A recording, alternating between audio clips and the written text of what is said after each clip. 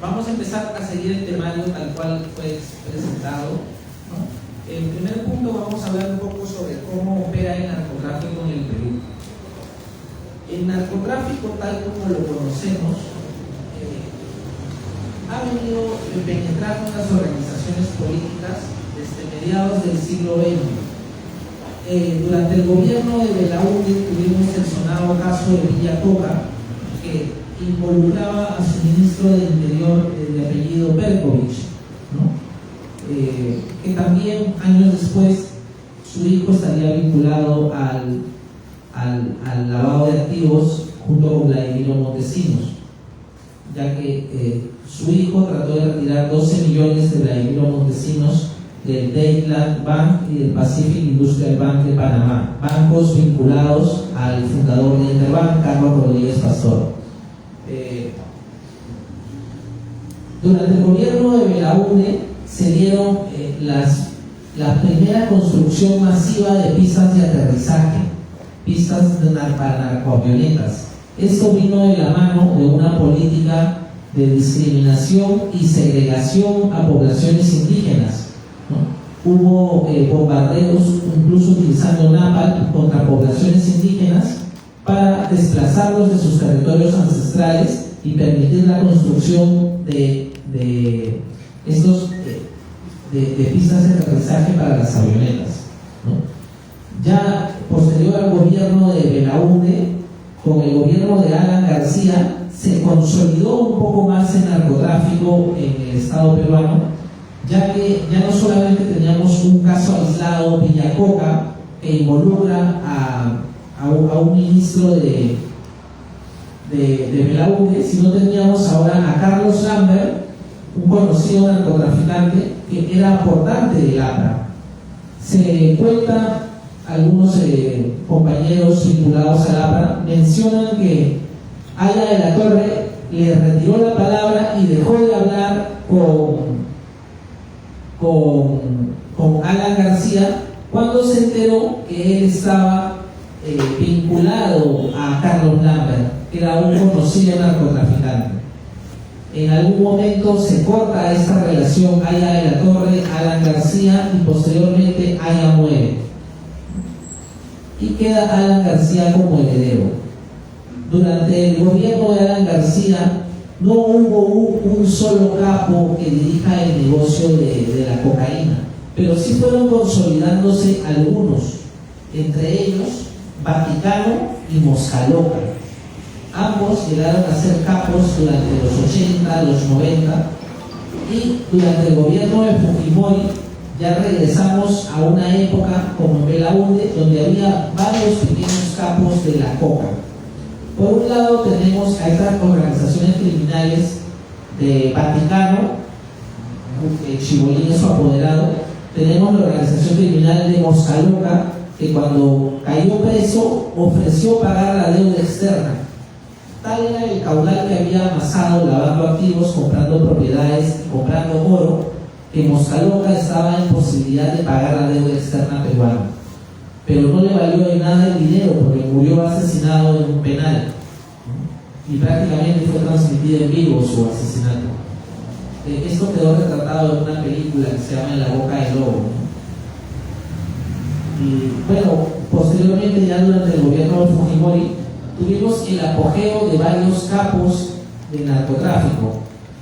Por ejemplo, tuvimos durante mucho tiempo el auge del clan de los Sánchez Paredes, que anteriormente estuvieron vinculados al APRA. También se desarrolló y financió campañas vinculadas al fujimorismo Fernando Ceballos, más conocido como Lunarejo, ¿no? Propietario de Aerocontinente. Luego, también durante el gobierno de Fujimori, el fujimorismo contó con los aportes de otro narcotraficante conocido como Oyuquito, dueño de la pesquera Hayduk, ¿no? También aportantes a Fuerza Popular, a Fuerza 2000, a Vamos Vecino, y a cuanto partido fujimorista salía, Oyuquito siempre aportaba con dinero, sea para ganar una alcaldía, para meter congresistas o lo que fuera.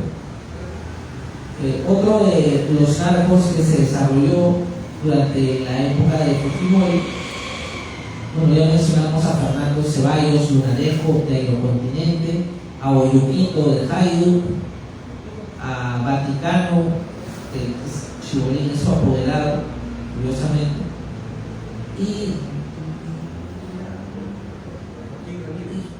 ¿cómo, perdón? Claro, muchas gracias. Y el capo actualmente que domina el negocio de la cocaína y del opio en Cajamarca, el capo Joaquín Ramírez, que llegó a ser secretario general de Fuerza Popular. Bueno, Joaquín Ramírez también tiene una cadena de hoteles, también se dedica al negocio de la trata de personas en sus hoteles, es un negocio muy rentable. Y bueno, ha decidido dedicarse a la política de lleno, ahora es alcalde de Cajamarca, suscribe convenios con Corte. Pero el imperio de los Ramírez viene desde años atrás, desde que una cooperativa conformada por personal del ejército, de la policía, deciden crear una cooperativa que brindara servicios a sus asociados.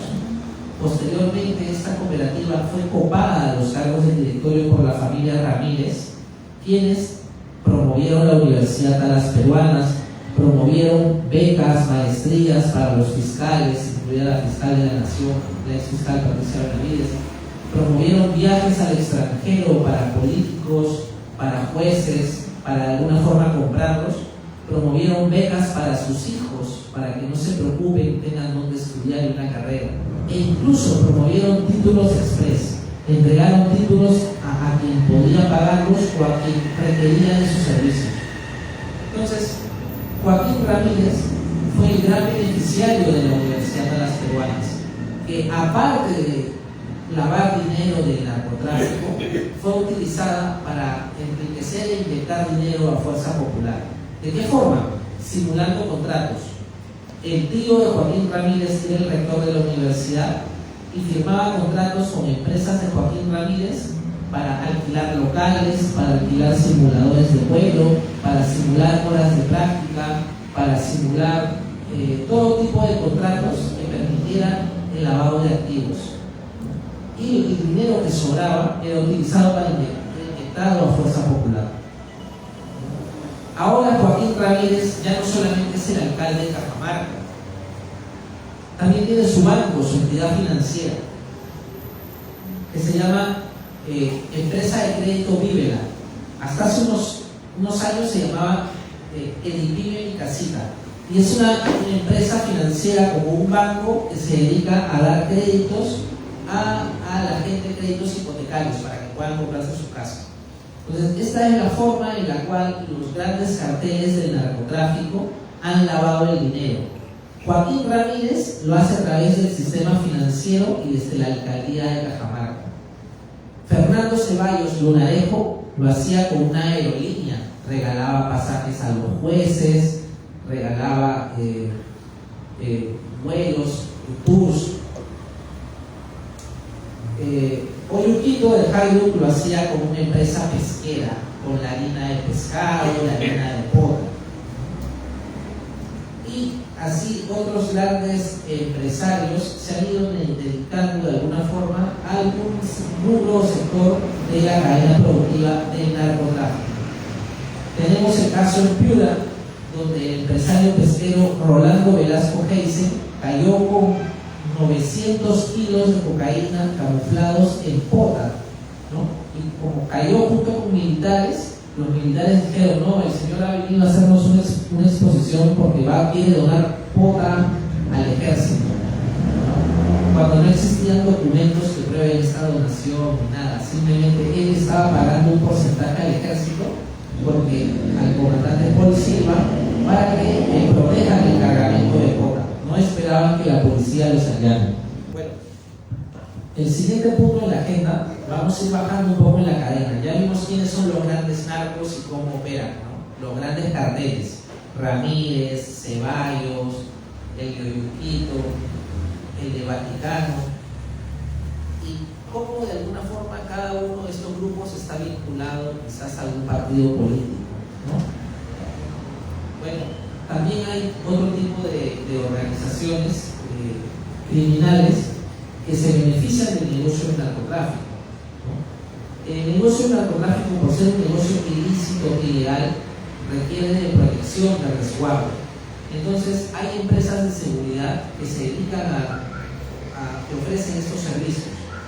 Pero como es quizás ya mal visto en el mundo empresarial, incluso dar seguridad a este tipo de organizaciones criminales, lo que suelen hacer es vincularse a organizaciones criminales o lo que hacían antes a grupos terroristas para que les brinde la protección necesaria.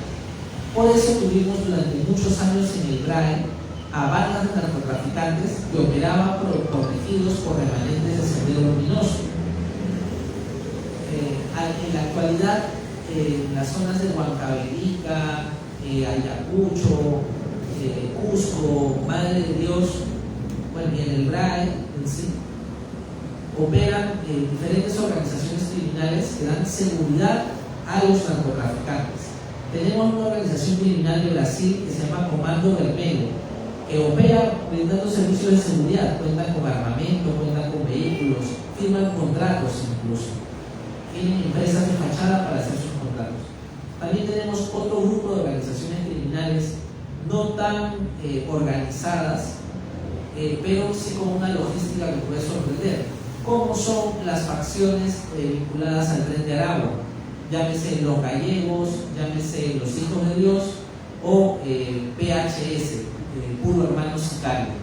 Estas tres organizaciones criminales brindan sus servicios de protección a narcotraficantes peruanos, colombianos, en el BRAE, en Lima, en Tumbes, en Ecuador, en Ica, en todas estas regiones, hasta en Cajamarca.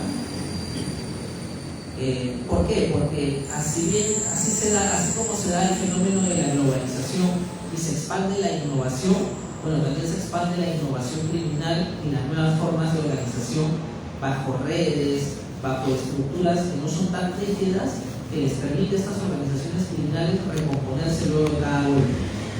Recientemente, los periodistas Julio Rospigliosi de Hildebrand y sus 13 y Julio Chucutaite de Panorama sacaron unos reportajes en el que mencionaban cómo de enero a julio de este año la organización criminal Los Gallegos del Tren de Aragua han lavado en el sistema financiero peruano 14 millones de dólares, solamente de enero a junio de este año.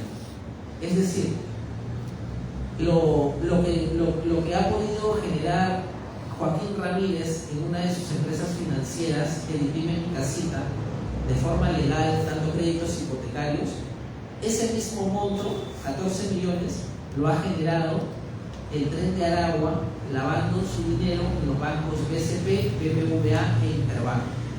¿Qué ocurrió? Entre enero a junio de este año, la Superintendencia de Banca y Seguros no supervisó a los bancos, no le exigió reporte de operaciones sospechosas por estas transferencias que se realizaban a las empresas de los capos del Tren de Aragua en Lima. Hay transferencias por pagos de plantaciones de coca en Tocache, hay transferencias por extorsiones en Lima y hay transferencias por trata de personas en todo el país. Pero la Superintendencia de Banca y Seguros no vio nada, estuvo ciega, sordo-muda frente a estas operaciones sospechosas de 3 bancos peruanos. ¿Por qué ocurrió esto? Es fácil definirlo, pero eso no sale en los medios, por eso agradezco este espacio para poder comentarlo. Ustedes recuerdan que les comenté que hace unos años cayó un narcotraficante en Piura, Rolando Velasco Heisen, con 800 kilos de cocaína, algo que mencioné hace un momento. Ya, perfecto. Rolando Velasco Heisen es primo de Socorro Heisen, la superintendenta de Banca y Seguros. Entonces, ¿qué le convendría a un narcotraficante más que tener a tu prima supervisando a los bancos con los que trabajas? Ayudaría mucho. ¿Por qué? Porque los narcotraficantes, cuando trasladan grandes cantidades de dinero, lo hacen a través del sistema financiero, lo hacen a través de empresas fachada. Y lo que se ha logrado acá es que en este año 2024 los 3 bancos más grandes del país, el BCP, el Interbank y el BBVA, permitan que organizaciones criminales como el Tren de Aragua usen sus cuentas bancarias y no sean detectados a tiempo. Cuando fueron detectados, el dinero había sido inmovilizado, ya estaban transfiriendo los vehículos y los departamentos. Es curioso que mientras el Tren de Aragua opta por la banca peruana para lavar su dinero, de igual forma, estos mismos bancos han tenido un superávit este año, se han duplicado sus utilidades llegando a 20.000 millones. ¿Y qué hacen los bancos con el dinero que les sobra? Bueno, se reparten a varias instituciones el dinero de las utilidades de los bancos. Por un lado, los bancos que mencioné, estos tres bancos, BCP, BBVA e Interbank, que lavan activos al Tren de Aragua, cada año con el superávit que manejan, donan parte de este dinero a la SBS, la Superintendencia de Banca y Seguros. Bajo un concepto que se llama aportes al regulador, le donan cerca de un 1% de sus utilidades. Es decir, si yo soy un funcionario o dirijo la SBS, el regulador de la banca, a mí me conviene que los bancos tengan más utilidades, no importa si es a base de estafas, de operaciones no reconocidas o de lavado de activos de narcotráfico, no importa. Yo como regulador de la banca me conviene que el banco tenga más utilidades para yo tener más presupuesto en el regulador. Y eso es lo que ocurre. A cambio de tener mayor presupuesto, la SBS deja actuar a los bancos a su libre albedrío, les permite lavar activos y no los multa por no presentar informes de operaciones sospechosas, reportes de operaciones sospechosas. ¿Cómo operan? La SBS, por ejemplo, hace 2 años recibió 316 millones de aportes de los bancos. De estos aportes, la SBS decidió repartírselo entre 88 trabajadores. Es decir, 88 trabajadores de la SBS se repartieron 316 millones de los bancos. En lugar de destinar el dinero a hacer supervisiones a los bancos, a las financieras, a las cooperativas, se repartieron el dinero entre 88 trabajadores. El año pasado ocurrió lo mismo, se repartieron el dinero entre 122 trabajadores. Y este año que ya va a terminar, va a ocurrir lo mismo. Se van a repartir el aporte que hacen los bancos entre un grupo de trabajadores cada vez mayor. Quizás este año lleguen a 170 trabajadores. ¿A cambio de qué? De que estos 170 trabajadores no supervisen a los bancos, no les impongan multas, no hagan público las operaciones sospechosas de los bancos, no conversen con la prensa. Y de esa forma tienen comprado a un sector de la política, a los funcionarios de la Superintendencia de Banca y Seguros, quienes deberían regular la banca y evitar que la penetración del narcotráfico en el sistema financiero, en realidad son operadores de narcotráfico, como mencioné. Socorro Heisen, la ex superintendente de Banca y Seguros, prima del narcotraficante Rolando Velasco Heisen. El actual superintendente de la SBS, Sergio Espinosa Chiroque, tiene un sobrino que juega fútbol, se llama Sergio Torres, me parece. Este jugador no es muy conocido, ¿no? Pero ha jugado, fíjate, en el año 2017 jugó para Sporting Cristal, que era en propiedad de Bacus, cuyo director Fernando Zavala era premier de PPK. En el año 2018 dejó Cristal para irse a jugar a UTC de Cajamarca. ¿Quién era el dueño de UTC de Cajamarca? Joaquín Ramírez, ¿no? Es decir, este superintendente de la banca, Sergio Espinosa Chiroque, justo su sobrino es tan suertudo que cuando alguien tiene un cargo importante, él juega en el equipo de fútbol de esa persona. Cuando Fernando Zavala, director de Bacus, fue primer ministro de PPK, justo el sobrino del superintendente de la banca entró a jugar a Cristal, un equipo cuyo mayor accionista en esa época era Bacus. Cuando Joaquín Ramírez, cuando se baja la PPK y Joaquín Ramírez era una persona todopoderosa, justo el sobrino del superintendente de la banca entra a jugar fútbol a UTC de Joaquín Ramírez.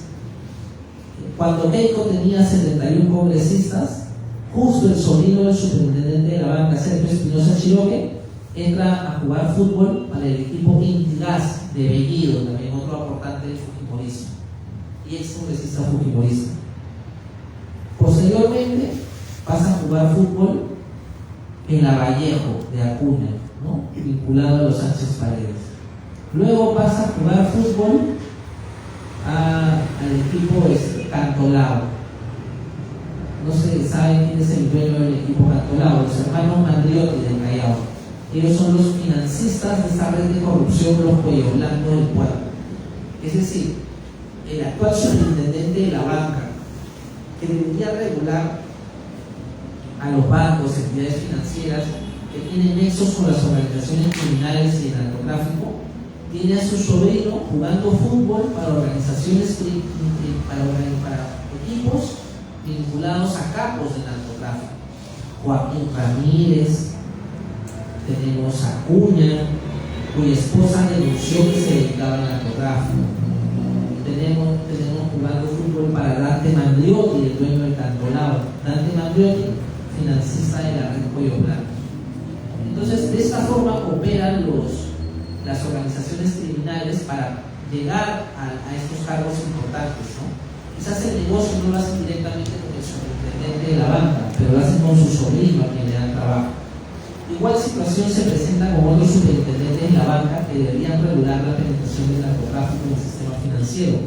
Otra superintendente de la SBS, Mariela Saldívar, ocultó en su declaración jurada de intereses que su sobrina trabajaba como asesora legal de ASBAN, el gremio de la banca, y que su sobrino trabajaba como asesor o gerente de Empresarios por la Educación, que era otra ONG formada por banqueros. También tenemos el caso de Socorro Heisen, la que mencioné, es prima del narcotraficante Rolando Velasco Heisen, y también es familiar de los dueños de Marca Group. Qué curioso, ¿no? Que Socorro Heisen también ocultó en su declaración jurada de intereses que tenía una sobrina trabajando en el Fondo de Vivienda como jefa de compliance, de ética. Tenía otra sobrina trabajando para Marca Group, un sobrino trabajando para Banco GNB de la familia Gilinski, que es una familia vinculada al narco en Colombia. Tenía también a otro sobrino trabajando en Canal N, y tenía a su primo también trabajando en RPP, a Mauricio Fernandini. Y su otro primo era gerente general de Marca Group, Ítalo Arbolú. Es decir, la superintendenta de la banca, la que debería regular, supervisar a las inmobiliarias, las entidades financieras, tenía a toda su familia trabajando en entidades financieras y hasta en la empresa que le vende la maquinaria a los mineros ilegales, que es Ferreiros, a través de su razón social Orbisa. Bueno, la jefa de créditos de ventas de Ferreiros también era sobrina de Socorro Heisen. Es decir, la persona que debe supervisar que no haya dinero en el narcotráfico en la banca, que debe supervisar que no se lave activos en la minería, tenía a todos sus familiares trabajando en esas empresas que le venden maquinarias a las mineras ilegales, al Fondo de Vivienda, donde los narcos lavan su dinero con sus inmobiliarias. Ahí está Joaquín Ramírez, Dionisio Romero, Carlos Rodríguez Pastor, ¿no? Y bueno, esto forma parte de la estructura de corrupción del narcoestado, donde no solamente para un grupo de narcos es fácil tomar el poder financiando un partido, como lo han hecho en Acción Popular con el escándalo de Villacoca, o recientemente con el caso de Peirano Blondet. Peirano Blondet es el hijo de dos ministros de este grupo que llaman Caviares. Peirano Blondet ha sido acusado por narcotráfico porque se han encontrado en sus empresas y almacenes una gran cantidad de coca copiada en cuota. Es decir, el hijo de dos ministros está vinculado en este caso. ¿Y quiénes caen con él? Bueno, caen con él también los hijos de un ministro y un embajador del gobierno de Belaúnde. Es decir, desde la época de Belaúnde, los hijos de políticos han seguido dedicándose al narcotráfico al punto que en el año 2024 han caído, junto con Peirano Blondet, el hijo de dos ministros, ¿no? Su padre fue ministro de Cultura, su madre también, la mujer, ¿no? Entonces, este fenómeno del narcotráfico en las familias políticas es de larga data. Como mencioné, como antecedente histórico tenemos el caso de Villacoca durante el gobierno de Belaúnde, tenemos el caso de Carlos Lambert durante el gobierno aprista, y en la transición del gobierno de APRA al fujimorismo tenemos los casos de Vaticano y de Moscaloca, ¿no? Dos narcotraficantes que de forma aislada, uno operaba en Tocache y el otro operaba en el RAE, de forma aislada decidieron promover el pago y la deuda externa, aparte que los dejen libres y los dejen trabajar, ¿no? Conocemos qué le pasó a cada uno. Moscaloca fue asesinado en el penal, y su asesinato fue transmitido en vivo por Canal 4, y Vaticano, antes de firmarle un poder a Chibolín, en teoría le hicieron una lobotomía en la cárcel, ¿no? Supuestamente le hicieron como un calado, una perforación en la cabeza que lo dejó un poco mal, y hizo un poder para Chibolín, para que sea su apoderado. Siguiendo con el temario, vamos a mencionar ahora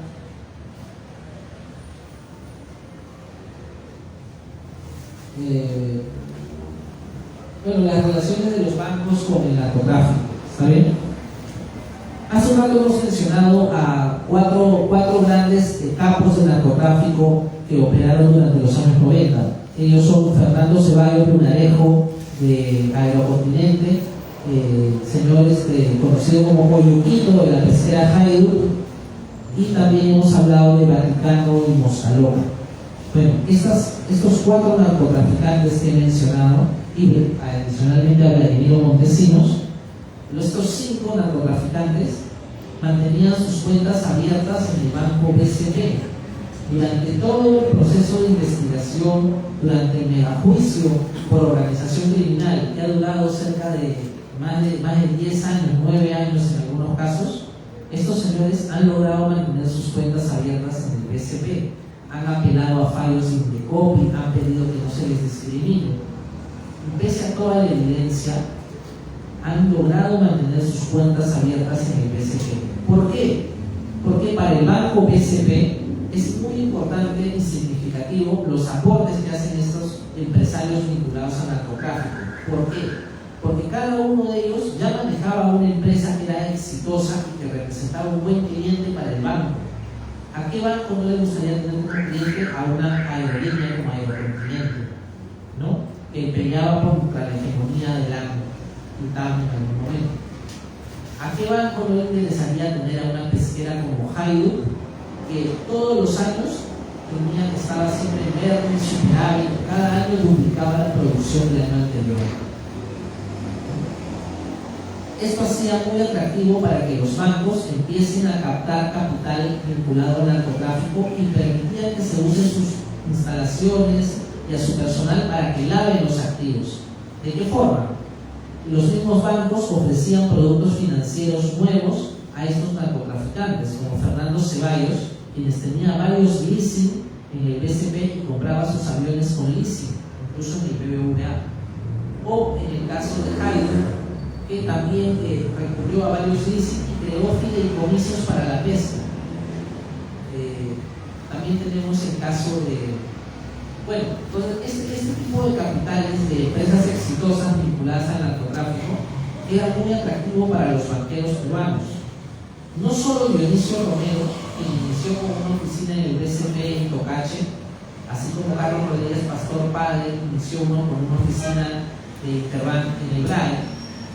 No solo vieron atractivo el dinero de estos empresarios dedicados al narcotráfico, sino que también descubrieron que controlando el sistema financiero y controlando al regulador de la banca, que es la SBS, podían también recibir aportes de otras organizaciones criminales y podían lavar su dinero con igual facilidad y transparencia y sin que sean perseguidos por la policía.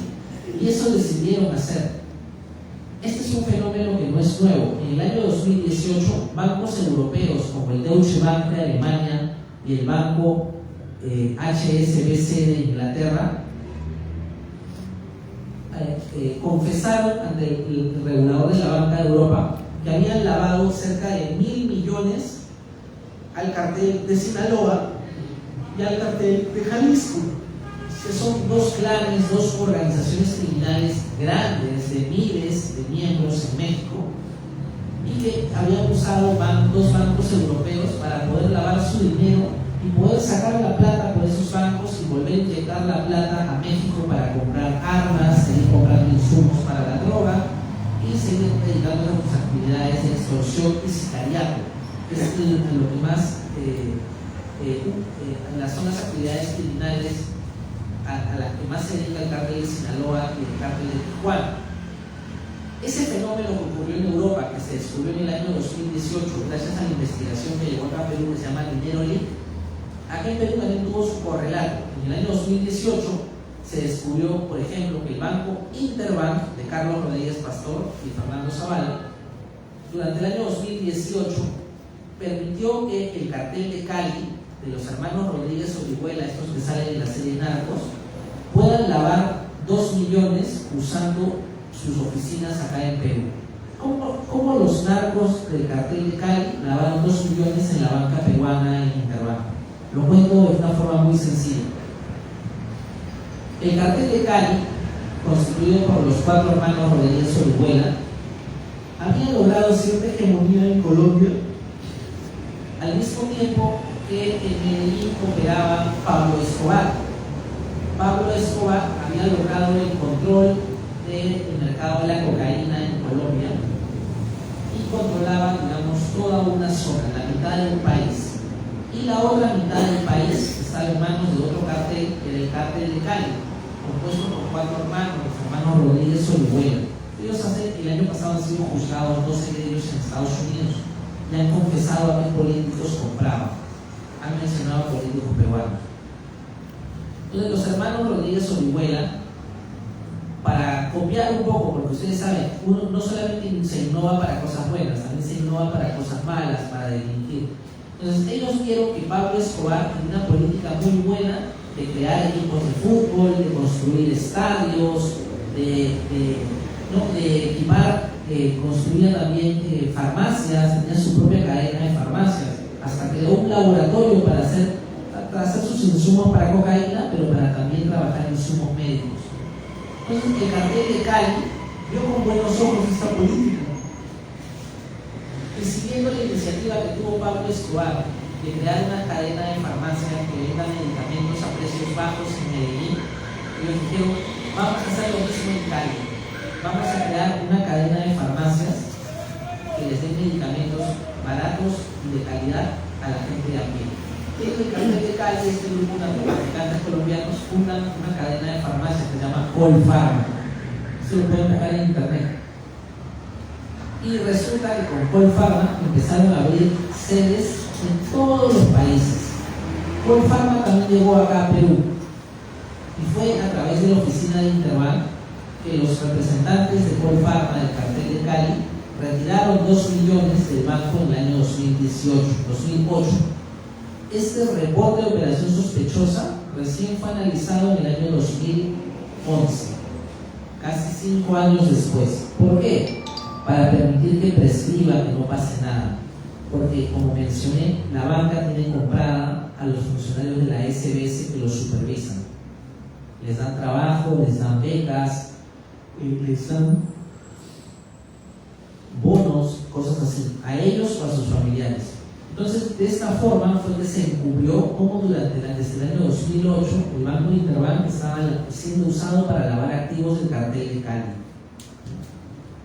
Como investigué el caso, tengo la información, lo puedo mencionar, pero en la prensa pasó desapercibido. No solo ha lavado el cartel de Cali, también se descubrió que Carlos Rodríguez Pastor es dueño de otros 2 bancos en el extranjero. Un banco se llama Inteligo, está en Panamá, y otro banco se llama Pacific Industrial Bank, está en las Islas Gran Caimán. A través de estos 2 bancos, Vladimiro Montesinos, junto con una organización criminal de traficantes de armas de origen judío israelí llamado Los 4 Judíos, traficaron armas, mediante armas a las FARC, y el dinero de esta venta lo depositaron en un banco propiedad de Carlos Rodríguez Pastor, que se llama Pacific Industrial Bank. no se olviden ese nombre. Ese mismo banco, junto con el Interbank, fue fundado por Carlos Rodríguez Pastor Padre, quien venía de ser ministro de Economía del gobierno de Belaúnde, y también fue fundado por Nicolás Brady, que fue ministro de Economía de Estados Unidos. Allá el cargo se llama secretario de Estado. Entonces recuerden, el banco Interbank, este banco que le lava activos a Odebrecht, a OAS, al Tren de Aragua, al Cartel de Cali, fue fundado por los ministros de Economía del Perú y de Estados Unidos, Carlos Rodríguez Pastor y Nicolás Brady. Qué curioso que bajo el gobierno, la gestión de Nicolás Brady como ministro de Economía durante la gestión Bush, se gestó el escándalo Irán-Contra, donde se descubrió que Estados Unidos estaba entregando armas para financiar la guerrilla anticomunista en Nicaragua a cambio de cocaína para poder exportar a Estados Unidos. Bueno, como estaba mencionando, el Cartel de Cali diseñó toda una política de apoyo al pueblo con una cadena de farmacias de precios bajos, creó establecimientos en todos los países, laboratorios en todos los países, y de esa forma burló la seguridad de Interbank, que como ya hemos visto se cayó el sistema de Interbank el día de ayer, ¿no? Dejó a muchos sin poder usar PLIN, sin poder sacar dinero de los cajeros, y a veces no atienden ahora en Interbank. Bueno, ese mismo banco, el que tiene ese nivel de seguridad, es este mismo banco que le daba activos, como mencioné, a Odebrecht, a OAS, al Cartel de Cali y recientemente, ahora en el año 2024, al Tren de Aragua, junto con el BCP y el BBVA. No nos olvidemos de esos bancos también, y que el BCP también le mantuvo sus cuentas abiertas a 4 narcotraficantes: Vaticano, Moscaloca, Oyuquito, El Jairo y Fernando Ceballos de los Lunarejo. Entonces, digamos que esa es la forma en la que actúan las organizaciones criminales dedicadas al narcotráfico. Buscan aliarse con algún banquero, ¿no? Dentro del directorio del BCP, que bueno, tiene varias personas de apellido Romero, pero si uno analiza bien, incluso tienen al hermano de un conocido narcotraficante, fue por años director del banco BCP, ¿no? Luego lo han borrado, lo han pedido omitir, pero ahí quedan los registros, ¿no? Han habido investigadores como Carlos Malpica, como Francisco Durán, que han tratado de graficar las relaciones entre los grupos de poder, los narcos y los empresarios peruanos, ¿no? Entonces siempre han estado muy vinculados a una actividad comercial que les permita sacar la coca del país. Fernando Ceballos, el narco conocido como Lunarejo, tenía aviones. Joaquín Ramírez tiene la universidad, tiene aviones también, avionetas. El de Jairo, Oyuquito, tiene barcos, embarcaciones, produce harina de coca. Creer que no existe un narcoestado, creer que las grandes empresas son buenas y creer que Interbank se dedica al negocio farmacéutico y decide comprar cadenas de farmacia, laboratorios, empresas distribuidoras de medicinas por azar, no es azar. Las operaciones del Cartel de Cali se detuvieron en el año 2008, año donde Interbank inicia su expansión comprando Incafarma a una cadena chilena y luego inicia comprando otras cadenas de farmacia. Es decir, cuando termina toda esa generación en la que el Cartel de Cali le daba a la gente medicinas a precios bajos, Interbank ve que el Cartel de Cali sale del mercado, le permite lavar 2 millones a través de sus sucursales en Perú, y luego se copia el negocio del Cartel de Cali y entra a comprar farmacias, a comprar laboratorios para tener acceso a los insumos de la cocaína. No nos olvidemos que el abuelo de Carlos Rodríguez Pastor fue diputado por Huancavelica, fue cercano al padre, a la madre de Patricia Benavides, la fiscal de la Nación.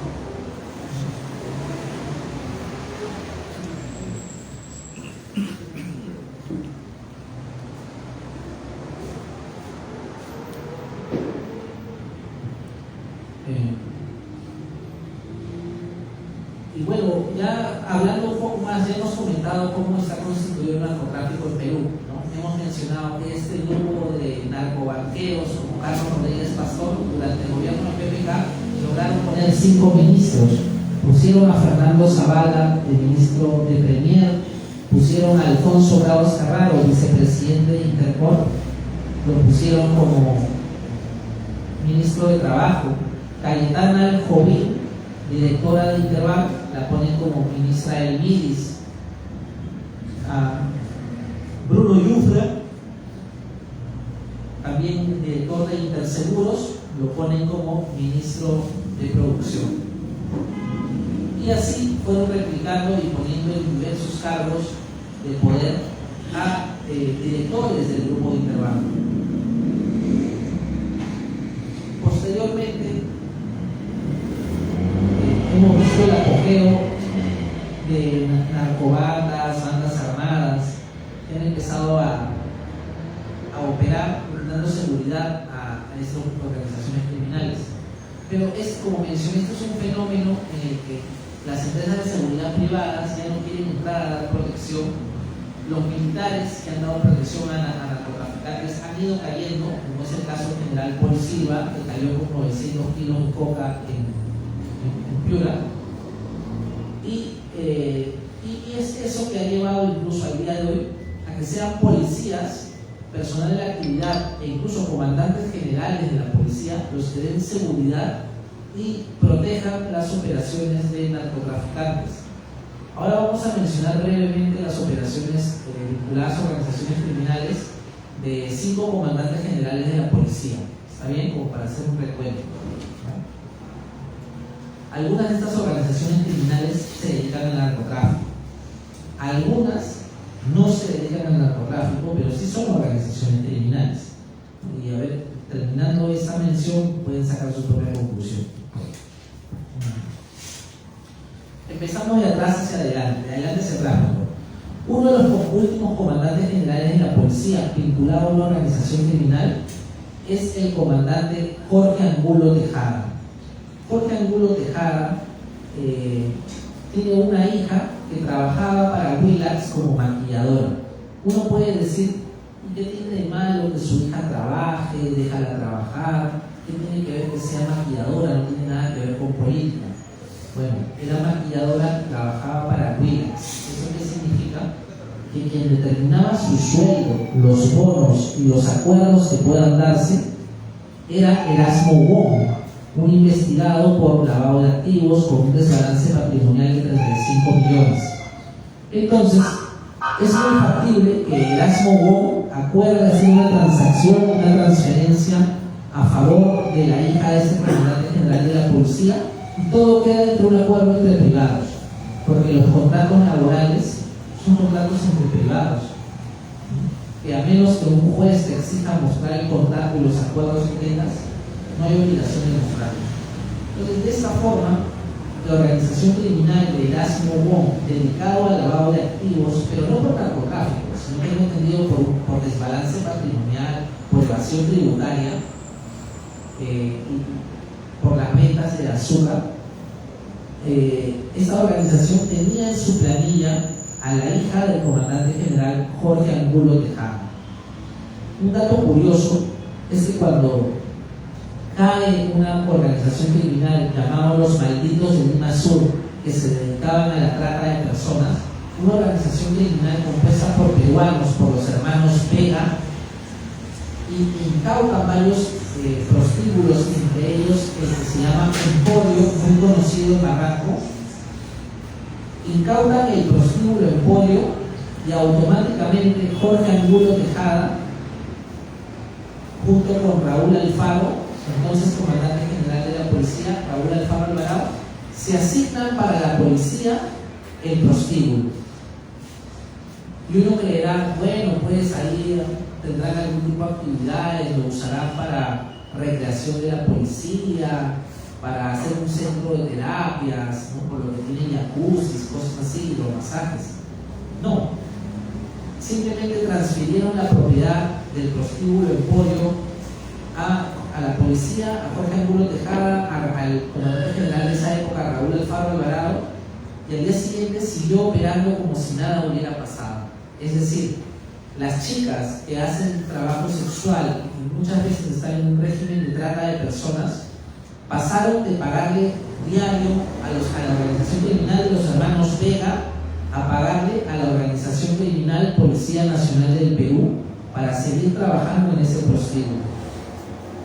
Todo esto ha quedado registrado en fotografías, donde se aprecia cómo en la tarde están allanando y se le entrega a la policía las llaves, y en la noche las chicas están yendo, tocando la puerta, ingresando y trabajando como si nada hubiera pasado. ¿Por qué? Porque el negocio y la trata de personas dan mucho dinero. Todos los días jueves, una trabajadora sexual está obligada a entregar entre 250 a 400 soles semanales. Todos los jueves cobran. La policía sabe eso. Raúl Alfaro Alvarado sabe eso. El comandante Jorge Angulo Tejada también sabe eso. Y el actual comandante general de la policía, Sanabria, también lo sabe, pero acá operan en coordinación. Voy a mencionar por qué, y voy a comentar un hecho, por ejemplo. Joaquín Ramírez, todos sabemos quién es Joaquín Ramírez del fujimorismo. Joaquín Ramírez tiene una cadena de hoteles, tiene en varias ciudades del país. Esta cadena de hoteles, por ejemplo, hay una ubicada en Girón Cañete, en el centro de Lima. Una calle donde se ejerce la prostitución callejera. Justo cuando hay una intervención policial llamada Amanecer Seguro, como lo ha bautizado el ministro del Interior Santibáñez, que dicen que es cercano al fujimorismo, porque lo defendió con sus votos al ministro del fujimorismo en el Congreso.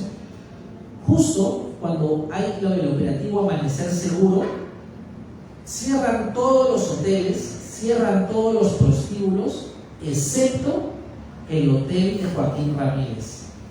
Y el hotel de Joaquín Ramírez, cuando hay operativo Amanecer Seguro, acapara todos los clientes y a todas las trabajadoras sexuales. Es decir, el operativo Amanecer Seguro que promueve el Ministerio del Interior hace el trabajo sucio para que Joaquín Ramírez siga ganando dinero de la trata de personas que se da en sus hoteles. Esto ya fue denunciado, se le envió a los de la Encerrona, a Marcos Cifuentes, a Romina Barroino, pero a ellos no les interesa. Ellos solo sacan noticias cuando una empresa les paga por sacar la noticia o levantarla. De igual forma, muchos periodistas de prensa independiente ya no quieren saber nada ni chocar con Joaquín Ramírez, porque él se ha posicionado como el capo de capos en lo que es producción de cocaína y producción de opio, de látex de opio, ¿no? Que lo produce en Cajamarca, y yo no sé, creo que el látex de opio lo están exportando a Estados Unidos. Debe ser un negocio grande, pues de ellos que son capos y cuentan con avionetas. Entonces, actualmente tenemos este caso donde Joaquín Ramírez sigue operando los hoteles de la cooperativa Alas Peruanas, donde se ejerce la prostitución, la trata de personas, y lo que hace el Ministerio del Interior es simplemente arrasar, cerrar todos los otros locales junto con la municipalidad y dejar operando a los hoteles de Joaquín Ramírez. Yo creo que esto lo hacen de forma concertada. Como mediáticamente no se vincula a Joaquín Ramírez con la trata de personas, con los negocios de los hoteles, se rumorea que es narco, ahí no le importa, ya está la prensa controlada, está todo pagado. Recordemos que la Universidad Alas Peruanas pagaba los viajes de los jueces supremos, les daba becas, pagaba becas a sus hijos en universidades del extranjero y regalaba tesis y maestrías. Entonces era muy benevolente con quienes se alineaban con ellos, con la universidad. Y esta práctica de utilizar a las universidades para comprar, tener títulos y acceder a la cúspide del poder político en el país, primero la promovió la familia Ramírez, Fidel Ramírez, su sobrino Joaquín Ramírez, vinculados al fujimorismo. Pero luego lo hicieron otros políticos. Tenemos el caso de César Acuña, que inició con la Universidad César Vallejo, luego con la Universidad Señor Huizipán, la Universidad Autónoma, y así ha seguido construyendo su imperio universitario, regalando becas, dando trabajo, dando maestrías, que son tan importantes para acceder y ganar más sueldo en el sector público y el Estado. Pero no se quedó ahí.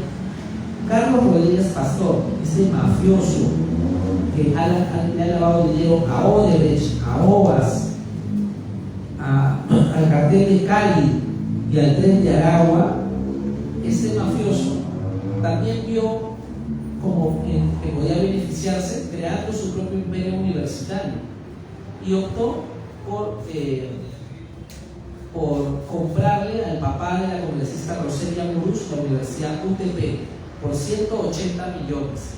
Por 180 millones se hizo propietario de una universidad con un montón de sedes, con ya alumnos, y que está promoviendo que la gente que estudia entre a trabajar a sus empresas y que todos sean disciplinados, que no hablen mal de las empresas del grupo Intercorp.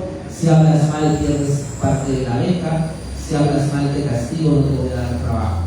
Entonces están creando un ejército de estudiantes que quieren callar y no quieren hablar nada de estos temas, que el narcotráfico ya penetró la banca penal. Cuando se habla de narcoestado, ya hablamos de narcopolíticos, de narcofuncionarios públicos. Hemos superado la época en la que se creía que los narcos compraban congresistas. Los narcos compran ministerios enteros.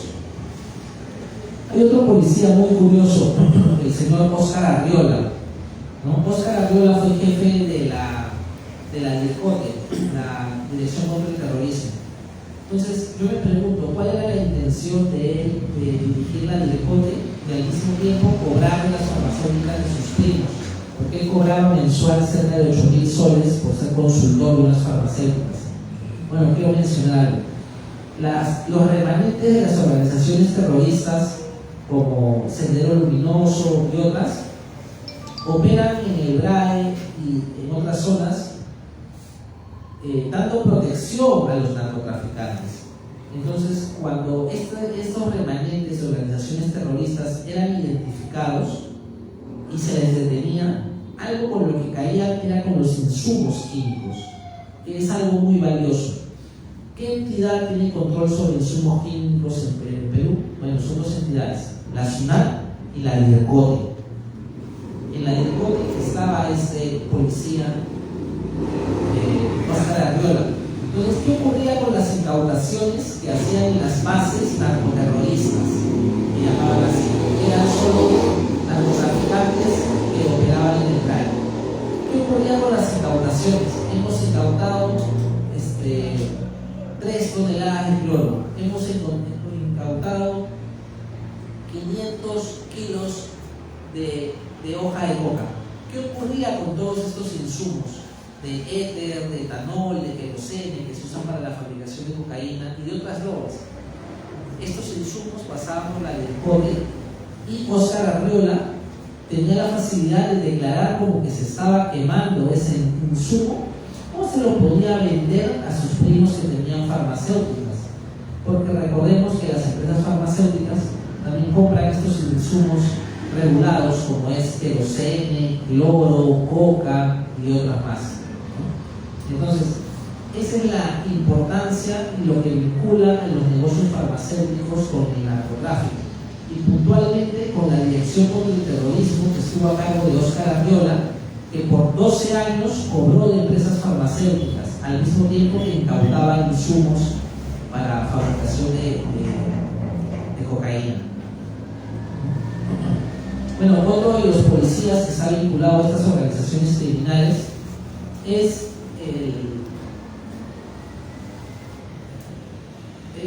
como mencioné antes, Raúl Alfaro Alvarado. Raúl Alfaro Alvarado fue comandante general de la policía durante la caída de Pedro Castillo.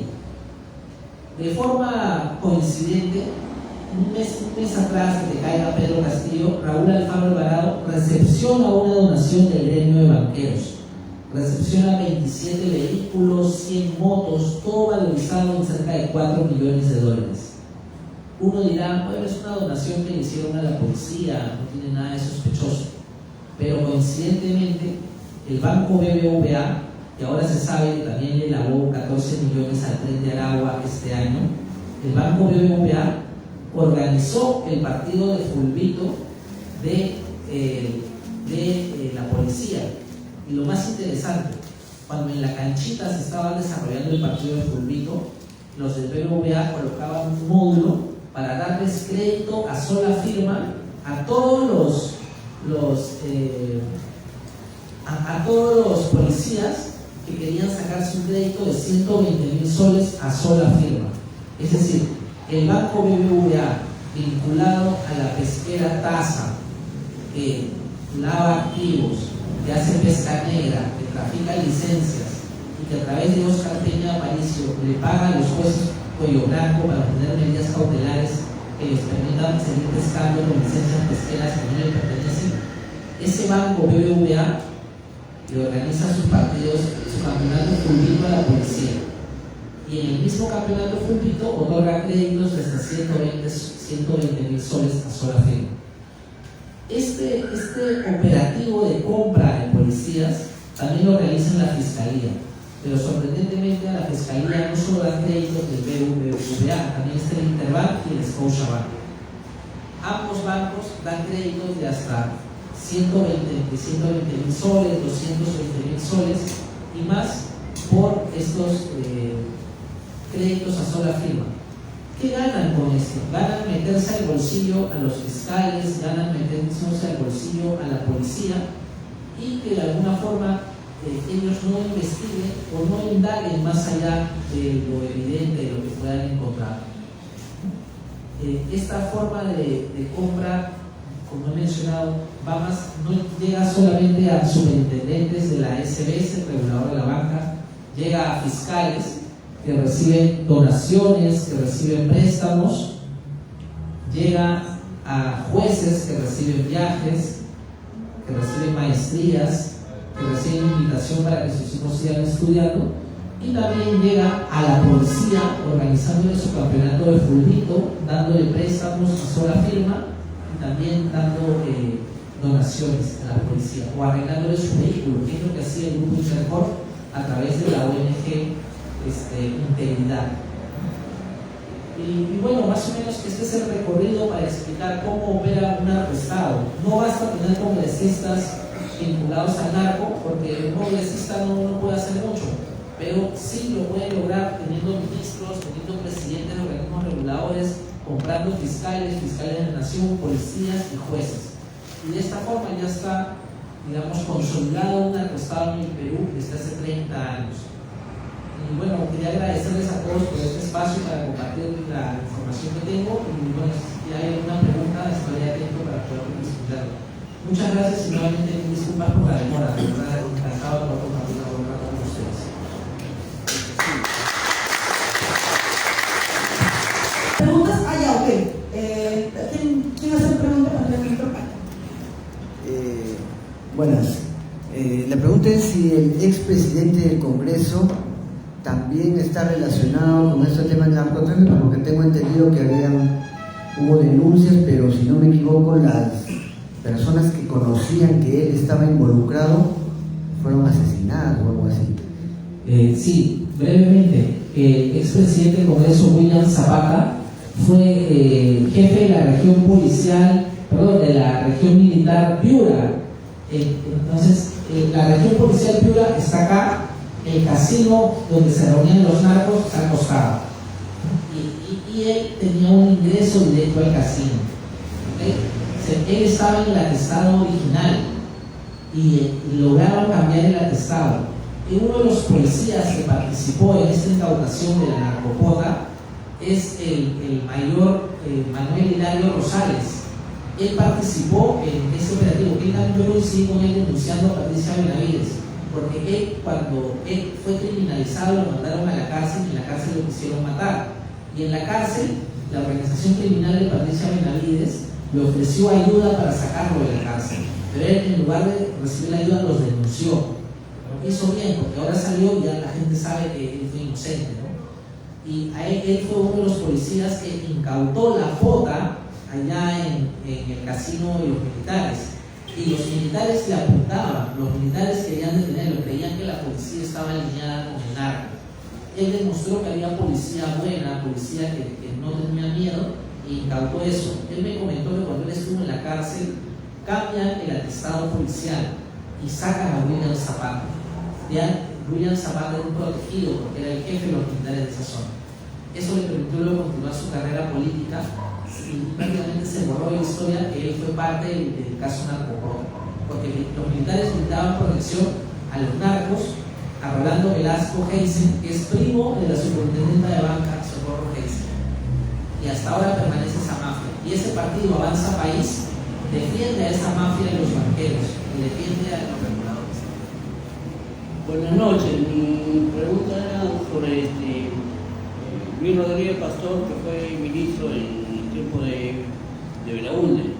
Entonces, él, en lo que ha pasado, en lo que es el COVID, como es dueño de las grandes farmacias, boticas, todo eso, él ha ampliado más sus ingresos a llenar sus arcas, porque las medicinas en ese entonces lo han subido bastante, ¿no? Han subido bastante, entonces él más ahora con lo que ha estado metido en lo que es el narcotráfico y todo eso, o sea que ese señor ese es uno de los millonarios, se puede decir el número uno acá en el Perú. Así es. Ya, esa es una. La otra está sobre lo de Interbank, lo de Interbank.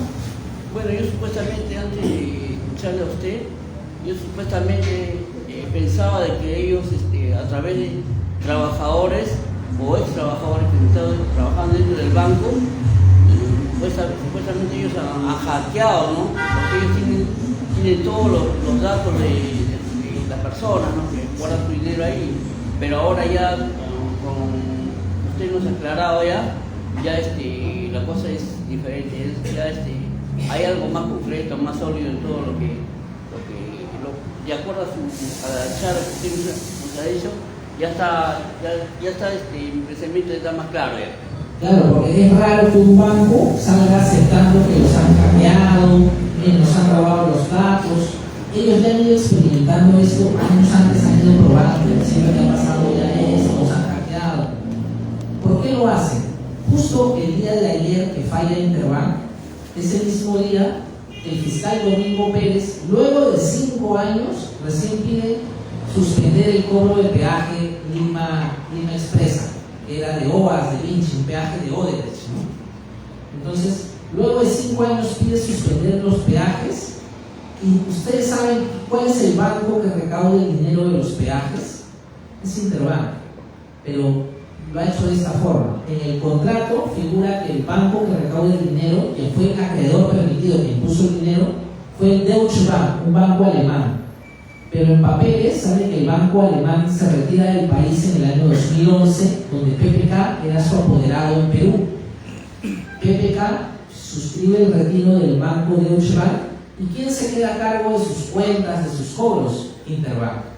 Entonces, en papeles es el Deutsche Bank, pero para los que hemos estudiado y hacemos seguimiento a los bancos, sabemos que Interbank es quien se beneficia de los peajes. ¿Qué mejor idea que ahorita tumbarse las aplicaciones, dejarnos a nosotros, el pueblo, sin aplicación, sin tarjeta, cuando ellos a nivel grande están modificando sus cifras, porque ahorita se va a saber cuánto han robado los de Odebrecht por el peaje, ¿no? Entonces van a hacer lo mismo que hizo Odebrecht con el peaje de Rutas de Lima. Cuando la fiscalía le preguntó ¿cuánto has cobrado de peaje? Ellos dijeron 300 millones. Pero cuando le preguntaron a Scotiabank, a ver, ¿cuánto han cobrado? 600 millones, el doble. O sea, ocultaron el monto.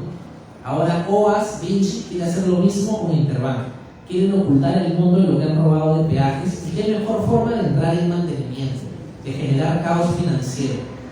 Todos están mirando sobre cómo se han robado los datos, nos pueden hackear, pueden usar nuestras cuentas, pueden extorsionarnos, pero nos olvidamos también de lo que ha salido en la televisión y nadie ha notado, que el banco que recauda el dinero de los peajes de Odebrecht, de OAS, es Idegaña y Montero, en Piura, en Irsa, las interoceánicas, es el Interbank. Vínculos con estas organizaciones criminales como Tren de Aragua. Es curioso, ¿no? El Tren de Aragua le permite que el banco gane millones en utilidades, en comisiones. Luego el banco con sus utilidades dona a la policía y esa policía nunca captura a los cabecillas del Tren de Aragua. ¿Por qué? ¿No será porque los del Tren de Aragua le están dando su dinero a los bancos y los bancos le pagan a la policía para que hagan mal su trabajo? Creo que está completa el círculo. Eso solo pasa en Perú, ni en Colombia ni en México hemos llegado a ese nivel. Porque se atean y todo lo arman, ya está armado todo. Cuando ellos van a los operativos que hacen, entonces solamente agarran los pesos chicos, los gordos, no. Está bien claro eso. ¿Alguna otra pregunta? Sí, discúlpenme que me dirija a ustedes, pero yo quisiera saber si es cierto lo que se ha transmitido en televisión, si la periodista Mari La Huerta es millonaria. ¿Mari La Huerta? Sí, es millonaria. Así hemos comentado no he visto eso, pero no dudo que está vinculada a los grupos de poder. ¿Por qué?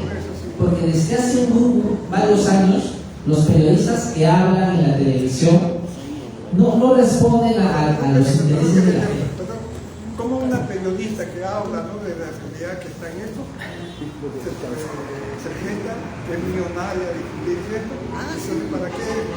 O sea, que un periodista se mete para ser millonario. Esa es la pregunta. Es que los canales de televisión, y eso lo podemos mencionar en otra oportunidad, los canales de televisión reciben millones de publicidad, y esta publicidad ya no es solo pasa mi comercial de leche Gloria, que la vaca, no, ahora es yo soy Gloria y te pago publicidad, y esta publicidad incluye que le hagas entrevistas a estos tres políticos. Yo soy Grammy Montero y quiero que le hagas entrevista a Forsyth porque su hermano es gerente de Grammy Montero. Quiero que le hagas una entrevista a Rafael López Aliaga porque él es socio de Rodríguez Pastor, padre en otro banco, y así. O sea, cada empresa tiene sus políticos y tienen políticos en varios partidos. Entonces, lo que ocurre ahora es que los canales de televisión solo reproducen a estos políticos, ¿no?, y les dan espacio. Por eso esos periodistas se han forrado de dinero, porque cobran por el espacio, por ser buenos, por hacer preguntas que no son incómodas. Por eso tenemos a Mónica Delta en el Canal 2, ¿no?, a Mávila Huertas, a Rosana Cueva, de una gran cantidad de periodistas que ya no responden al interés periodístico, sino responden a un guión que es diseñado por sus anunciantes. ¿Y quiénes son los más grandes anunciantes de medios de comunicación? Telefónica, Cálida, que controla la masificación del gas, Grammy Montero, Cosapi, Alicor y varias empresas del grupo Interbanco también. Entonces, tenemos estas empresas que controlan los medios de comunicación, que a través de la publicidad nos ponen una agenda, ponen qué noticias son importantes. Y es por eso que estos temas vinculados al narcotráfico no están en la agenda. A veces los fiscales toman conocimiento de estos casos, tampoco los denuncian, porque tienen un acuerdo de solo tomar denuncias presentadas por los canales de televisión. Y ya sabemos que cada canal de televisión está vinculado a un grupo empresarial, ¿no? El canal 5 a la Confiep, el canal 4 a Grammy Montero, el canal 2 a Interbanco, a las AFPs, ¿no? Y así cada canal de comunicación tiene sus intereses y sus principales anunciantes. También el Comercio, la República, todos los medios, sean de izquierda, derecha, socialdemócratas. Más o menos esa es la estructura del narcoestado en Perú. No solo el narco tiene capturado a políticos, sino instituciones, reguladores, policía, fiscales, jueces y medios de comunicación. Desde la población, ¿qué se puede hacer al respecto? ¿Cuál es más o menos el camino a seguir? Ya que estamos ahora viviendo el tema de la delincuencia, que también está ligada a esta microcriminalidad, ¿no?, de las extorsiones, el sicariato, y ahora que ya sabemos que hace años ha venido avanzando el narcotráfico, ¿no?, metiéndose al Estado, ¿no?, que ya lo decía el señor Antesana, ¿no?, desde hace algunos años. Y ahora, ¿qué hacer desde la población, desde la ciudadanía? Claro, ahora que menciona el señor Antesana, él identificó hace unos años 9 u 11 congresistas vinculados al narcotráfico, ¿no? Entonces, yo lo escuché y dije, yo quiero ir más allá. ¿Por qué? Porque un congresista no es muy poderoso. Un congresista puede hacer leyes, pero para que salga la ley necesita modificar la Constitución, a veces 87 votos, y es difícil. A veces necesita 66 votos, también es complicado. Pero hay funcionarios públicos que tienen más poder que un congresista. Un ministro, el presidente de un organismo regulador, sea Indecopi, sea la SBS, o un comandante general de la policía, un jefe de la DICOTE, un fiscal antidrogas o un medio de comunicación. O sea, de alguna forma todos ellos son mucho más fuertes y poderosos que un congresista. Entonces, yo por eso respeto la investigación que ha hecho el doctor Antesana, pero yo voy un poco más allá. O sea, los intereses de los narcos no se van a graficar directamente en proyectos de ley para el narco, sino para las empresas de los sectores con los que lavan. Yo quiero ir un poco más allá e indagar sobre cómo opera el narcotráfico en otras instancias, los reguladores, los ministerios, la policía, la fiscalía, la academia, los medios de comunicación. ¿Y la ciudadanía qué debe de hacer para...? Gracias. Primero, llamar las cosas por su nombre. Yo he tenido oportunidad de conocer gente, así activistas de izquierda, luchadores sociales, pero cuando tú le decías que tú no sabes que los Interbank lavan plata de narcotráfico, se ofenden o te dicen no creo, a ver, muéstrame las pruebas. O sea, hay gente que se hace los idiotas, la verdad. ¿Por qué? Porque estas organizaciones como el BCP, Alicor, Banco de Alimentos, dan una gran cantidad de becas a jóvenes. Interbank hace lo mismo, ASBANK, el gremio de la banca, hace lo mismo, dan becas, dan trabajo a muchos jóvenes. Y nunca va a faltar alguien del movimiento popular, de izquierda, que tiene un hermano trabajando en Interbank, o alguien que ha recibido una beca del BCP o del gremio de la banca ASBANK. Nunca va a faltar alguien. Y para que esa persona comprenda, entienda que la empresa donde trabaja su familiar o que le ha dado una beca está vinculada a la corrupción, al narcotráfico, les cuesta. Pero creo que no hay que sentirse avergonzados. No tiene nada de malo que alguno de nosotros trabaje en una constructora, trabaje en un banco o en una empresa que tiene negocios corruptos. Pero la idea es alejarnos, distanciarnos de ello y no quedarnos callados, enseñar a nuestros hermanos, nuestros amigos, nuestros hijos, oye, todas esas empresas, todos esos son millonarios, todos esos que salen por encima de ellos, todos ellos son narcos, esos lavan activos, ellos son delincuentes. Los de Gloria son estafadores. Los de Cali, de la masificación del gas, otra banda de estafadores. Los de los peajes, otra banda de estafadores. El Metropolitano, un grupo colombiano de estafadores con Interbank. Y así están en diversos sectores en la economía de todo el país, no solo en Lima. Creo que si empezamos primero a llamarlos por su nombre y reconocer que esa empresa es corrupta, que esa empresa está vinculada al narco, ya hacemos un gran trabajo. Porque lo que ocurre acá es que han habido generaciones anteriores a nosotros que quizás se han quedado calladas. Y ahora nuestros hijos, nuestros nietos, nuestros amigos no conocen. Y vivimos acá, todos los días compramos galletas, todo esto. Y no sabemos que esas galletas que compramos están deforestando la selva para sembrar palma aceitera. No sabemos que esa agua que tomamos, embotellada, ya no es potable, la están extrayendo solo 4 empresas, ¿no? Bacus, AGE, Coca-Cola Libre y PepsiCo. Y así diversos sectores están donde solo hay oligopolios. Vamos a echar gasolina, bueno, vamos a Repsol, Primax, por ahí hay otro grifo, ¿no? ABA, más grifos. Pero no nos damos cuenta cómo el mercado está concentrado en esos pequeños grupos mafiosos, ¿no?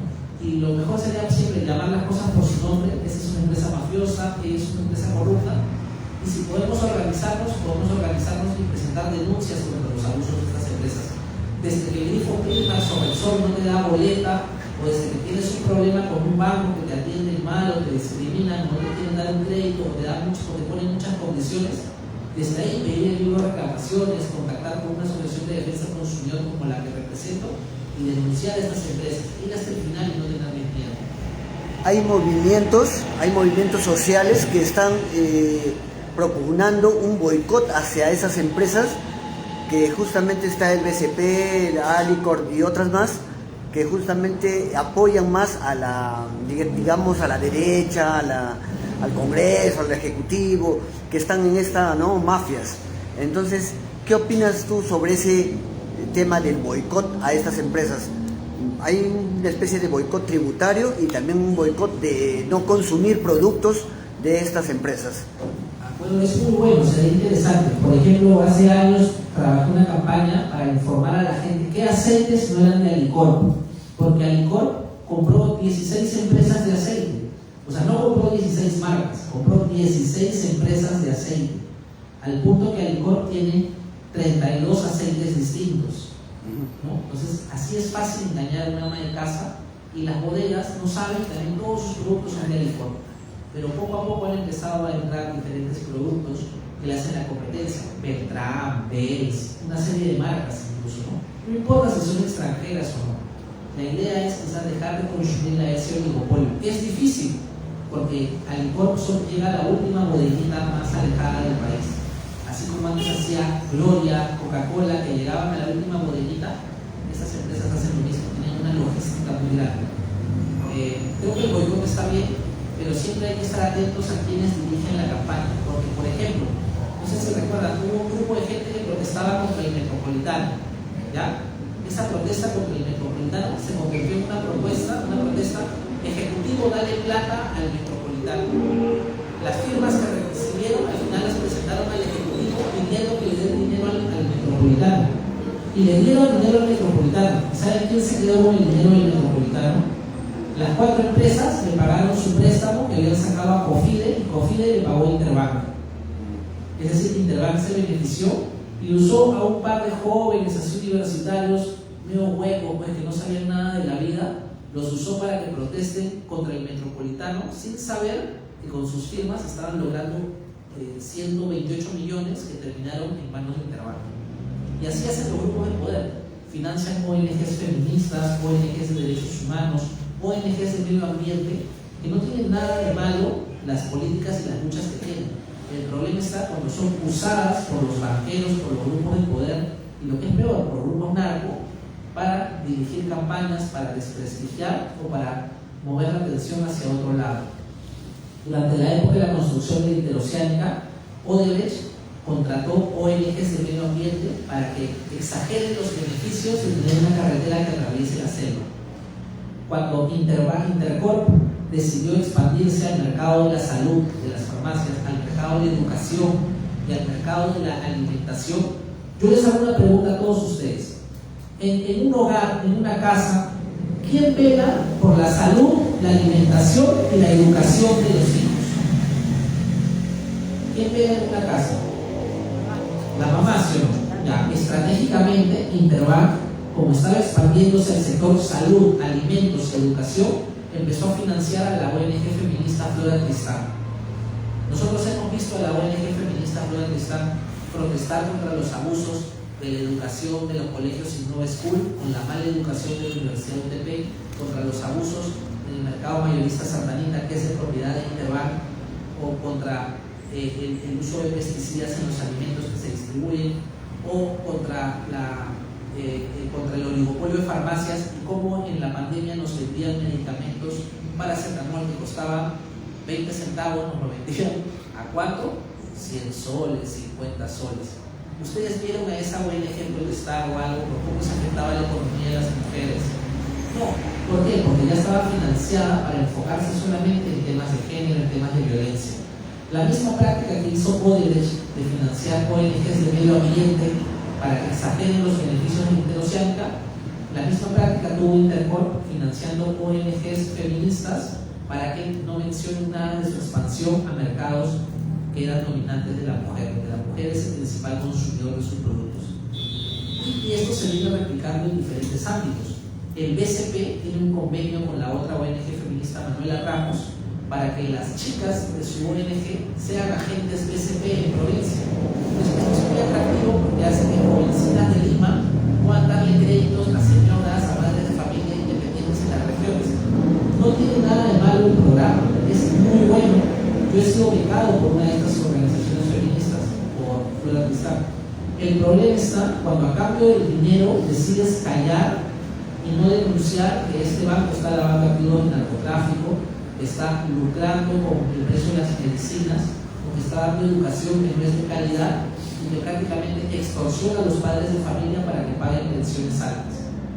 Entonces, a lo que voy es como ya seguimos hablando un poco del narcoestado, ¿no? Ya no solo hablamos de la captura de ministerios, organismos reguladores, jueces, fiscales, policía, academia, universidades, medios de comunicación.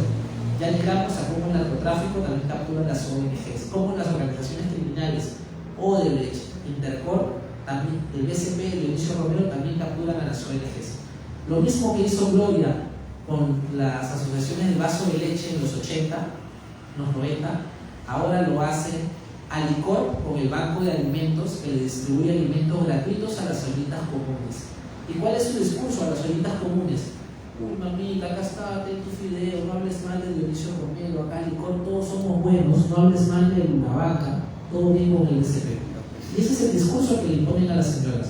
Y si tú eres una dirigente de una ollita común dócil y les haces caso, te regalan más cosas.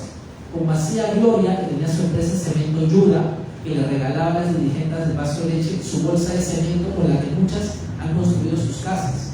A las dirigentes más leales al fujimorismo les regalaban también su saco de Cemento Yura, que es la marca Gloria. Y bueno, así operan los grupos de poder, así operan el narcotráfico que ya penetró la banca peruana. Bueno, no sé si hay alguna Sí, pero ya lo han dicho todo, ¿no? Preguntas, de repente fue un poco más allá. Al Perú lo vemos como un paciente, no enfermo, ya sabemos el diagnóstico, ¿no? La solución creo que sería viable, ¿no? Pero para que sea viable, ¿cómo creen que se pueda dar solución? Porque dicen que hace 30 años se viene implantando aquí en nuestro estado, pero bajo esas premisas, ¿cómo podemos cambiar el país? Es la primera pregunta, ¿no? Segunda es, ¿qué países en Latinoamérica no tiene narcoestado? O no trabajan con narcoestado. Bueno, en primer lugar, la forma de cambiar, digamos, esa estructura de narcoestado es haciendo público que es un narcoestado. ¿Por qué? A mí en el año 2018 los Interbank trataban de comprar. Me ofrecieron 300.000 soles porque retiro una demanda contra ellos, porque yo los demandé ante el Poder Judicial porque habían creado un oligopolio de farmacias. En la negociación, ellos me dicen a mi socio, quien luego apareció asesinado en su casa, en la negociación le dicen a mi socio: tú tranquilo, hazle la firma allí, que nosotros ya trabajamos así con varias ONGs. Y mi socio le pregunta: ¿con qué ONGs trabajan? Y los Interbank le dicen: con APRODE, la Coordinadora Nacional de Derechos Humanos, Flora Tristán, y empezaron a decir una serie de nombres de ONGs. Mi socio estaba grabando todo y se quedó escuchando mudo. Me fui a ver una panadería y me dice: mira, ellos me dicen que ellos son aliados de todas las ONGs de derechos humanos y de algunas ONGs feministas. Ah, ¿de quiénes? Me hace escuchar el audio, donde el gerente ilegal de Interbank, Juan Antonio Castro Molina, se ufana de ya haber comprado a varias ONGs y tenerlas en su planilla. Años después investigué a cada una de esas ONGs. 5 años después de que mi socio muere, es asesinado dentro de su casa, investigo a estas ONGs y encuentro cómo cada uno de los dirigentes de estas ONGs o es accionista o es gerente de una empresa del grupo Intercorp. Lo menciono brevemente. Para ellos son unos mafiosos, los Interbank son mafiosos, es peor que Joaquín Ramírez, al nivel de Joaquín Ramírez. A ver, lo menciono brevemente. Todos recordamos a Javier Díaz Canseco, ¿no? Un gran izquierdista, un hombre de izquierda que investigó el fujimorismo, todo esto, ¿está bien? Él investigó el fujimorismo, investigó el club de la construcción. Bueno, en algún momento conversó con Interbank y llegó a un acuerdo con Interbank. Esa es la verdad. No solo él, todos los miembros del Partido Socialista del cual él era miembro tuvieron un acuerdo con Interbank. El acuerdo fue darles trabajo a sus hijos. Y voy a mencionar cómo fue. Si tú revisas en internet quién es el gerente general del Hotel Casa Andina del lago Titicaca, vas a ver que es el hijo de Javier Díaz Canseco. ¿Por qué el hijo del hombre más respetado de la izquierda peruana, un investigador que denunció el saqueo de Fujimori, por qué su hijo trabajaría como gerente general del hotel de un narco, como es Carlos Rodríguez Pastor? ¿Acaso su papá no sabía que él era un narco? Su papá sabía que era narco, pero no era el único caso en el Partido Socialista. También tenemos el caso de Mario Ríos, del Nuevo Perú, que es del Partido Socialista. Interbank financia su ONG que investiga la marihuana en la Universidad Cayetano Heredia y le financia sus investigaciones. Otro caso, José Miguel Castro, también médico. Bueno, su hijo José Miguel Castro terminó como gerente del ICIN de Interbank y luego pasó a ser gerente municipal de Susana Villarán. Otro caso, Aida García Naranjo, la número 2 del Nuevo Perú, la mano derecha de Verónica Mendoza. Su hijo, director de marca de Interbank. O sea, ¿qué le pasó a los dirigentes de izquierda? Que todos sus hijos entraron a trabajar en Interbank. O sus papás son unos idiotas, no les han sabido orientar en la vida y decirle, hijito, trabaja donde quieras, pero esos son narcos, aléjate de ellos, hijito. ¿No les importaba o los han comprado a través de sus hijos? Los han comprado a través de sus hijos. Verónica Mendoza, su mamá ya lleva muerta años, pero figura en la lista de accionistas de Luz del Sur. Luz del Sur es una empresa americana que se llama Sempra Energy. ¿Por qué la mamá de Verónica Mendoza figura en la lista de accionistas de Luz del Sur? ¿Me pueden explicar? No tiene explicación.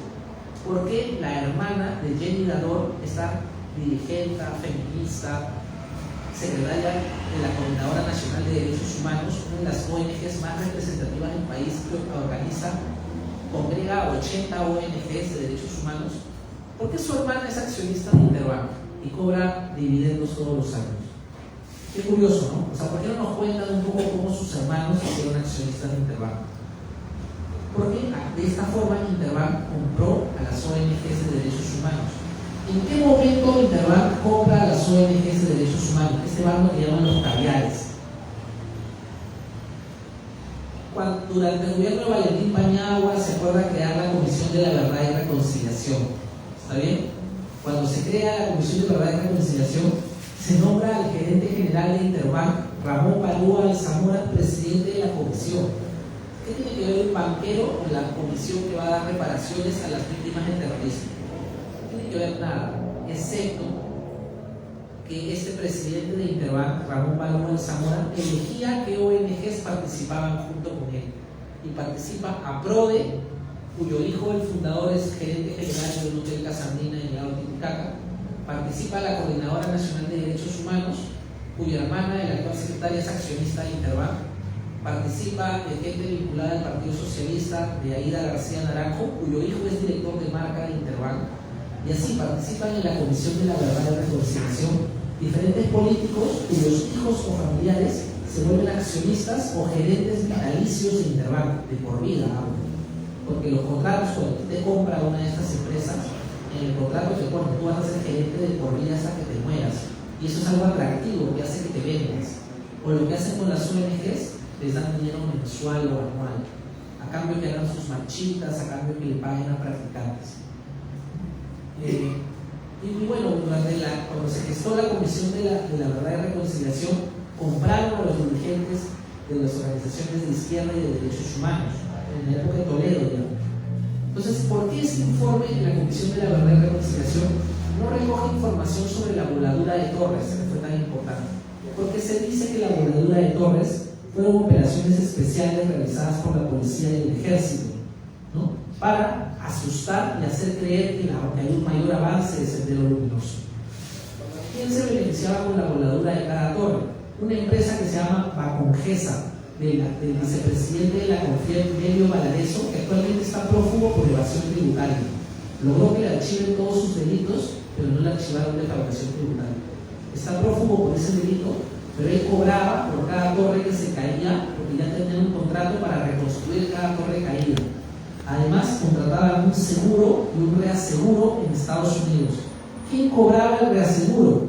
Vladimiro Montesinos, a través del banco Pacific Industrial Bank, que era de propiedad también de Carlos Rodríguez Pastor, y de Nicolás Brady, que era el secretario del Tesoro de Estados Unidos. Es decir, Vladimiro Montesinos cobraba por la voladura de cada torre los seguros en un banco en Panamá, cuyos dueños eran Carlos Rodríguez Pastor, ex ministro de Economía de Perú, y Nicolás Brady, ex ministro de Economía de Estados Unidos. Y ellos cobraban el dinero de la voladura de torres de Sendero Luminoso.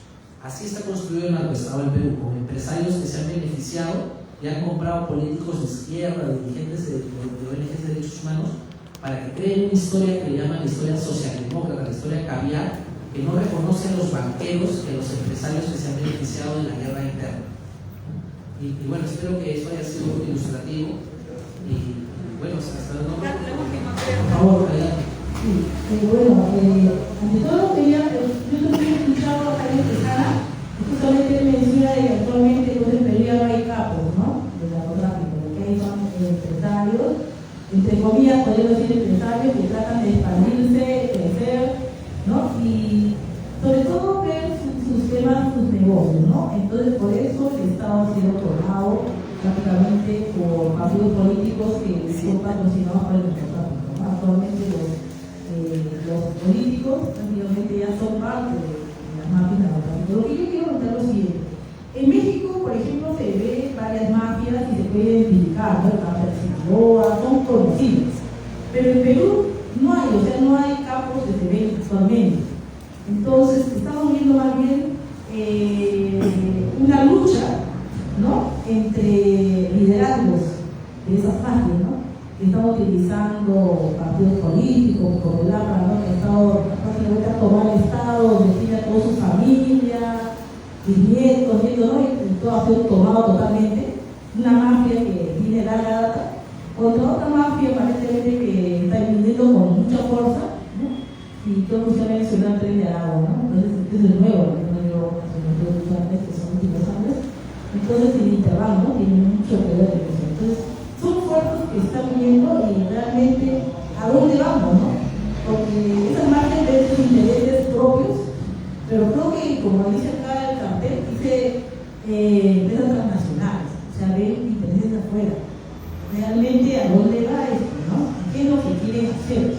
Repito, en México yo podemos identificar, ¿no? Son mafias, tienen nombre, pero acá en Perú esto está políticamente no sabemos exactamente qué es lo que realmente está detrás, ¿no? Porque esto ya tiene carácter político, esto no es un tema netamente político, ¿no? Lo que estamos viendo es una lucha política, ¿no? Porque esta manera de intervenir es para tomar el control del Estado. Entonces, ¿cuáles son esas dos fuerzas? Porque como usted dice todo junto, quisiéramos que les claro un poco. Gracias. ¿Alguna pregunta? Porque ya hay que ser breve, ya, porque la última nada. Sí. Cada uno una pregunta. ¿Puedo empezar brevemente esa? Bueno, las organizaciones criminales, las empresas transnacionales que están vinculadas al narcotráfico en Perú, que yo tengo identificadas, son dos empresas francesas, las voy a mencionar. Acá en Perú, durante el gobierno de Alan García, Gerald Oropesa tenía una empresa de limpieza, se llamaba Serguero SAC, Servicios Especiales Rona, que ganó los contratos para hacer la limpieza en el Ministerio Público, en el Poder Judicial y en diversos ministerios. ¿Qué ganaba Gerald Oropesa teniendo la empresa que hace la limpieza? Bueno, en las noches entran a todas las oficinas del personal de limpieza. En la noche puede sacar un disco duro, hacerle una copia y regresar. Ese era el poder que tenía Gerald Oropesa. Gerald Oropesa era un acopiador que trabajaba para una organización criminal transnacional dedicada al narcotráfico, se llama La Drangheta. La Drangheta es una de las 4 mafias más grandes de Italia. Operan en el sur, en Sicilia. La Drangheta tiene control absoluto sobre el municipio de Stuttgart, justo el municipio que Dina Boluarte visitó en Alemania. Existiendo tantos países, tantas ciudades, visitó la ciudad pequeñita de Stuttgart, que se sabe que la Drangheta tiene comprado al alcalde allá. ¿Y por qué tiene comprado al alcalde en esa zona? Porque el negocio de la Drangheta, que es una mafia criminal grande dedicada al narcotráfico, el negocio de la Drangheta es no solo el tráfico de drogas allá, sino el tratamiento de la basura y de las aguas residuales. Es decir, la Drangheta le hace el trabajo sucio a 2 transnacionales que operan en Francia, en Italia, en Alemania, y ahora son las transnacionales que controlan el agua acá en Perú, Sedapal, Veolia y Suez. Estas 2 empresas transnacionales francesas han ganado un contrato para administrar Sedapal por 5 años. Hacen el cobro, el mantenimiento, la administración, el recaudo, todo hacen en Sedapal. Y estas empresas, Veolia y Suez, en Italia, en Alemania, en la ciudad de Stuttgart y en Francia, realizan este trabajo. Bien, aparece un barco que tiene material radioactivo, material peligroso de las clínicas. Entonces, ¿qué hace la Drangheta? La Drangheta agarra ese camión, simulan que lo asaltan y lo llevan a una incineradora que es de la empresa Veolia o de Suez, que son las que queman la basura y hacen el tratamiento de agua. Y meten el camión, la descargan los desechos y de forma ilegal lo queman. La Drangheta cobra y le cobra a Vinci y a Suez por haber quemado la basura de forma ilegal, simulando un robo. Esta práctica la han hecho en Italia, la han hecho en Alemania, y ya existe una comisión que está investigando cómo opera la Drangheta amarrada a estas dos empresas transnacionales que se dedican al tratamiento de agua y de residuos sólidos. Incluso hay un documental que pueden verlo en YouTube que se llama Die Müllmafia, la mafia de la basura. En Alemania es conocido que estas organizaciones criminales ya trabajan en lo que es basura, residuos sólidos. Algo similar a lo que ocurría aquí en el Callao con la empresa Slim Callao, que era extorsionada supuestamente por mafias que obligaban al gerente de Slim Callao a meter trabajadores fantasmas en planilla. Según las indagaciones del caso Cuello Blanco, la empresa de basura de Callao, Slim Callao, fue extorsionada a lo largo de 10 años. Imagínate que tú como empresa te dejes extorsionar 10 años metiendo trabajadores fantasma en planilla. Más pareciera que tenías un acuerdo con la organización criminal para meter gente en esa planilla. Y bueno, como cortando, esas son las empresas transnacionales con las que yo sé que tienen vínculos en narcotráfico. La Drangheta, que ahora se está dedicando al tema inmobiliario aquí en Perú y están comprando y vendiendo inmuebles, ellos trabajan de la mano con Veolia y Suez en Francia, Italia, Alemania y hasta en Rumania también. O sea, son nexos de estas organizaciones. Recordemos, Gerald Oropesa formaba parte de la Drangheta, él era copiador de la Drangheta aquí en Perú, y estas empresas francesas ahora se encargan de la gestión de Sedapal por 5 años. ¿No hay una pregunta por ahí? Sí, yo en principio quiero agradecer la realización de este evento, saludar a los que han hecho posible para que nos sirva de información y ilustración sobre estos asuntos. Pero quiero hacer también una observación en el sentido de que, directa o indirectamente, el expositor ha hecho mención de una forma de deslegitimar a ciertas organizaciones, como por ejemplo a Flora Tristán, Manuela Ramos, a PROE e incluso al propio Descanseco, con la cual no estoy de acuerdo definitivamente. Por otro lado, creo que luego de sus investigaciones podemos definir que el Perú es un narcoestado. ¿Podemos llegar a esa conclusión con las informaciones que usted ha recabado? Bueno, yo considero que sí, y con respecto a la mención de Javier Descanseco, yo le tengo mucho respeto, fui a su velorio, y lo que cuestiono es que su hijo sea gerente general vitalicio del Hotel Casandina que está en el lago Titicaca. Lo que cuestiono a la ONG feminista Flora Tristán, que me dio una beca para estudiar todo un año estudios de género y la completé y se lo agradezco, me formaron en teoría de género. Lo que cuestiono es su acuerdo para recibir donaciones del Interbanco, al mismo tiempo que nunca chocaron con Interbanco. También cuestionaba a la ONG Manuela Ramos por el programa que tienen junto con el BCP. Es decir, luego que se comprobó que el BCP, a través de su gerente Dionisio Romero, donó 3.6 millones a la campaña de Keiko, a la ONG Manuela Ramos no le importó crear un programa donde volvía a sus activistas agentes BCP. ¿Está bien? Eso es lo que cuestiono. Es un banco ya investigado por lavado de activos, por financiamiento de campañas, y que a las ONGs no les interesa que suscriben acuerdos con ellos. En el caso de Manuela Ramos, que es una ONG muy buena que tiene este programa Credimujer, ahora hablo de PRODE, que tiene este programa muy bueno Credimujer, que ayuda a mujeres independientes trabajadoras a que accedan a crédito en regiones, es muy bueno.